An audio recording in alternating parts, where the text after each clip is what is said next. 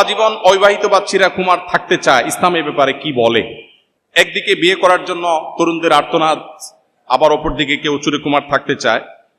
ইসলাম চিরকুমার থাকার এই সিদ্ধান্তকে খুব বেশি অ্যাপ্রিসিয়েট করে না। এটাই হলো ইমামদের সবচেয়ে সঠিক এবং সবচেয়ে গ্রহণযোগ্য মত।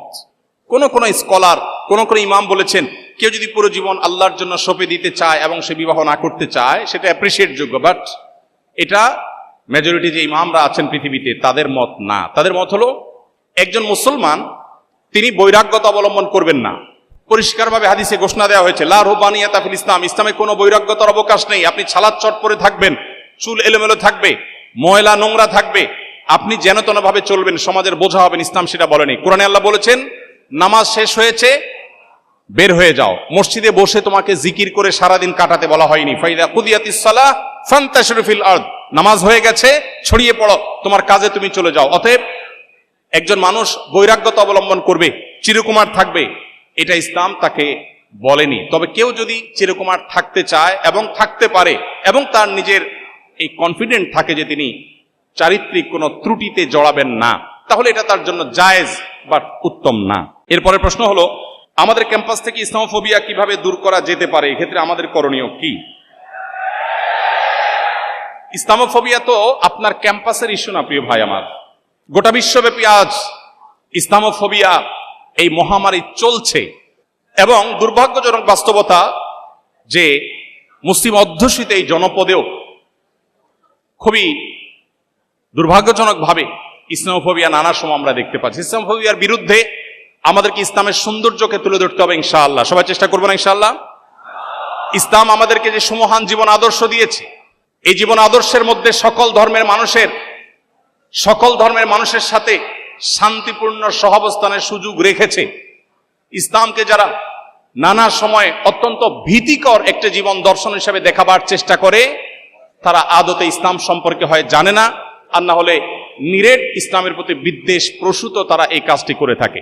আপনি যদি ইসলাম নিয়ে পড়াশোনা করেন, আপনি যদি শুধুমাত্র মুসলিম বাই চান্স না হয় মুসলিম বাই চয়েস হন, আপনি যদি ইসলাম জেনে শুনে অনুসরণ করেন, আপনি কখনো ইসলামকে আপনার কাছে ভীতিকর মনে হবে না। অতএব ইসলামোফোবিয়ার বিরুদ্ধে আমাদেরকে ইসলামের সুমহান আদর্শ, ইসলামের যে ভালো এবং সুমহান দিক, সেগুলো মানুষের সামনে তুলে ধরতে হবে, মানুষকে সেটি জানাতে হবে।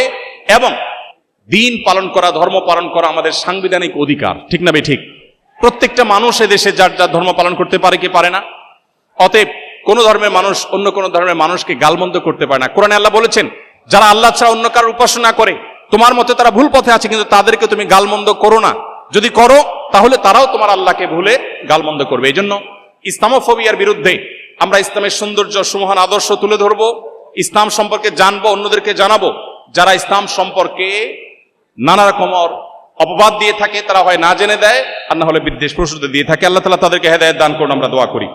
আমার মধ্যে ঈমান হারিয়ে গেছে, বিভিন্ন ধরনের প্রশ্ন আমাকে নাস্তিকতার দিকে ঠেলে দিয়েছে, কিন্তু আমি বুঝতে পেরেছি এখন এই অবস্থায় আল্লাহ কি আমাকে ক্ষমা করবেন? আমি কি পুনরায় মুসলমান হতে পারবো? আমি একটু আগে বলেছি, আল্লাহর ক্ষমার দুয়ার কখনো বন্ধ হয় না যতক্ষণ পর্যন্ত মানুষের নাকের ডগায় স্বাভাবিক নিঃশ্বাস প্রশ্বাস এটি চালু থাকে।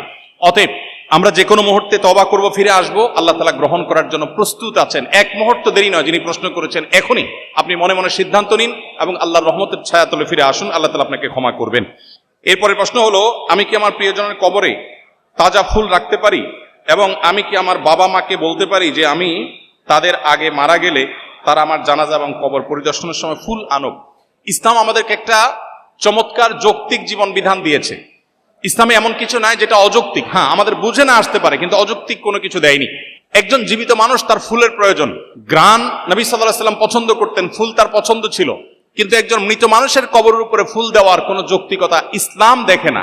কারণ হলো ফুল জীবিত মানুষের জন্য প্রয়োজন। অতএব কোনো মানুষ তার মৃত্যুর পর তার কবরে ফুল দেওয়ার ওসিয়ত করা, এটা ভালো কোনো ওসিয়ত নয়। তিনি বলতে পারেন, আমি ফুলকে ভালোবাসি, মানুষকে ফুল বিতরণ করবে, ফুল গাছ রোপণ করবে, ফুল দিয়ে সমাজ সাজাবে, এটা ওসিয়ত হতে পারে, কিন্তু আমার কবরে ফুল নিয়ে আসবে, এটা কোনো প্রশংসনীয় বা ইসলামের দৃষ্টিতে গ্রহণযোগ্য কোনো ওসিয়ত নয়। এরপরে প্রশ্ন হলো, আমার অনেক সহপাঠী সারা বছর ক্লাস, পরীক্ষা ইত্যাদি একাডেমিক কাজে হিজাব বোরকা পরে থাকলেও কোন অনুষ্ঠান হওয়া মাত্র তারা যথাসম্ভব বেপর্দা হয়ে সেজে আসেন। এ ধরনের অনুষ্ঠানের ক্ষেত্রে পর্দার ব্যাপারে শৈথিল্য করার সুযোগ আছে কি না? দেখুন, যে সমস্ত বোনরা সময় সময় পর্দা করেন, আবার সময় সময় পর্দার বিধান থেকে বের হয়ে আসেন, তাদেরকে বলতে চাই, ইসলাম এমন একটা জীবন বিধান আমাদেরকে দিয়েছে যেটা মরণ পর্যন্ত আমাদেরকে মেনে চলতে হবে। আমাদের সমাজে বেশিরভাগ মানুষ অপরাধ করে সামাজিকতার কারণে। যারা দুর্নীতি করে, যারা দেশের সম্পদ লুট করে, এই মানুষগুলো বেশিরভাগ মানুষ নিজের পেটের দায়ে লুট করে না। কি বলেন, পেটের দায়ে কেউ দুর্নীতি করে? পেটের দায়ে কেউ দুর্নীতি করে?